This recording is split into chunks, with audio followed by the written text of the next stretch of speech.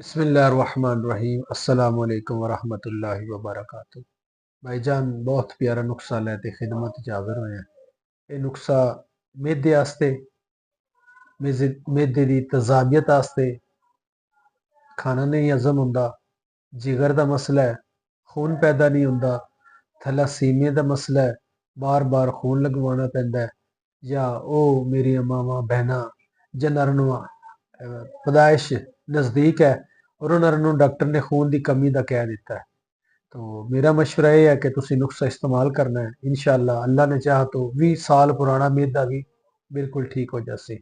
जिगर का मसला है, जिगर खून पैदा नहीं कर रहा, जिगर नूं कोई भी मसाइल है, यह नुस्खा खावोगे इंशाअल्लाह अल्लाह ने चाहा तो सेब वाली कार बिल्कुल रत्ते लाल हो जासो, गाजर वाली कार बिल्कुल रत्ते लाल हो जासो। नुस्खा तुसी एक बारी ही खाना है। नुस्खा जो भी तुसी बनावोगे, मैं तुहानू अर्ज करना, ये नुस्खा एक बारी बनेगा, ये 15 दिन चल जाए, ये 20 दिन चल जाए, बस एक बारी खाना अपनी जिंदगी दे विच, और पूरी जिंदगी इंशाअल्लाह तुहानू दोबारा जरूरत नहीं पवेगी। इंशाअल्लाह ताकतवर ही होवोगे, दिमाग नूं ताकत भी आवेगी, नज़र नूं ताकत भी होवेगी, पट्ठियां दा खिंचाव का मसला है वह भी कमी दूर होवेगी, लत्तां नूं दर्द है, छोटी कमर नूं दर्द है, हत्ता कि ये ताकत आस्ते भी, मैदे आस्ते भी, जिगर आस्ते भी, खून की कमी आस्ते भी, थैलासीमिया आस्ते भी, यह एक ही नुस्खा तुहानू सारा ही इंशाअल्लाह तुहानू कवर करेगा। नुस्खा बड़ा आसान है, नुस्खा तुसी एक नंबर लेना है। नुस्खा तुहानू अच्छा मिल जाए तो ठीक है, नहीं तो स्क्रीन पर मेरा नंबर चल रहा है, तुसी व्हाट्सएप के जरिए मेरे नाल राबता करो, तुहानू नुस्खा इंशाअल्लाह असी बना के डाक के जरिए, TCS के जरिए इंशाअल्लाह असी कोशिश करांगे तुहानू असी तुहाडे घर तक पहुँचावांगे। साडी शर्त नहीं है कि असी तुहाडे कोलों पहले सारे पैसे लै लईए, पैसे भले तुसी बाद ही दे देवै, तुसी दवाई घर तुहाडे कोल आ जावे, दवाई तुहाडे कोल होवे, उस बाद तुसी मेरा मूवी कैश से पैसे करा सकदे ने। साडी शर्त नहीं है कि तुसी सारे पहले पैसे दिओ ते असी तुहानू दवाई भेजीए।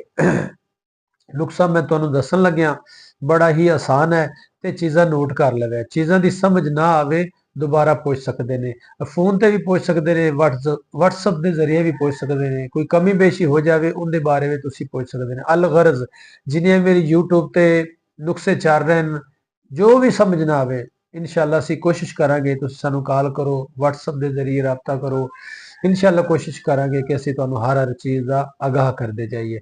नुस्खा मैं तुहानू विखाण लगा ते तुसी नोट कर लो। सब तो पहले तुसा मुरब्बा आमला लेना आधा किलो, उस बाद तुसी लेना है मुरब्बा हरीड़ अच्छी होवे, आला किस्म दी होवे, आधा किलो।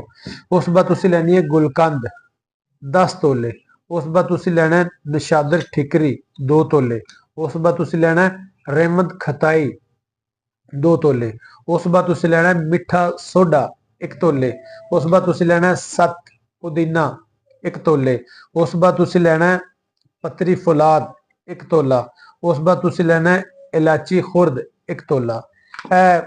ਜਿਹੜੀਆਂ चीज़ां हैं, 2 मुरब्बे तुहानू मैं जनाब नू दिखा रहा, इन्हां 2 मुरब्बियां दे विच गुठलियां निकाल ते इनू अच्छी तरह बरीक कर लवे। पहले हमाम दस्ते दे विच किसी भी चीज़ दे विच इनू अच्छी तरह बरीक करना है, बिल्कुल जिवें एक मजून तैयार होंदी है।